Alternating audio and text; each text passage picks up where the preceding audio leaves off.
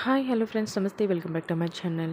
రేపటి ఎపిసోడ్లో ఇక శ్వేత అయితే వెన్నెల కోసం వెయిట్ చేస్తూ ఉంటుంది. ఒంటరిగా వెయిట్ చేస్తూ చూసి రాజు వచ్చి, ఇక్కడేం చేస్తున్నావు, అందరూ అక్కడ ఉంటేని అనేసి అంటాడు.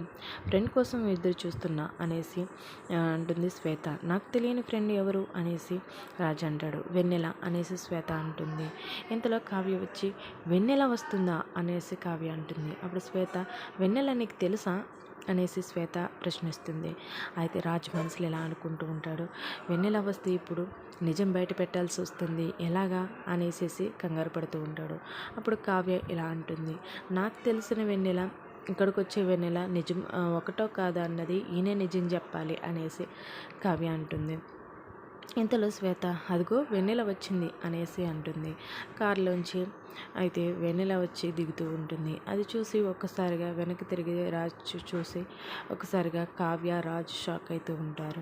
మరింతకి వచ్చిన పర్సన్ వెన్నెల కాదా అన్నది రేపటి ఫుల్ ఎపిసోడ్లో తెలుస్తుంది. మరి తన ద్వారా నిజం బయటపడుతుందా లేదా అన్నది రేపటి ఫుల్ ఎపిసోడ్లో తెలుస్తుంది. ఫ్రెండ్స్, ఈ వీడియో కనుక మీకు నచ్చినట్లయితే లైక్ చేయండి. మీరు ఇచ్చే లైక్ నాకు ఎంతో సపోర్టింగ్ అండ్ ఎంకరేజింగ్గా ఉంటుంది. అలాగే ఇంతవరకు మన ఛానల్ ఎవరైనా సబ్స్క్రైబ్ చేయకపోతే సబ్స్క్రైబ్ చేసుకోండి. Thank you for watching friends. Bye.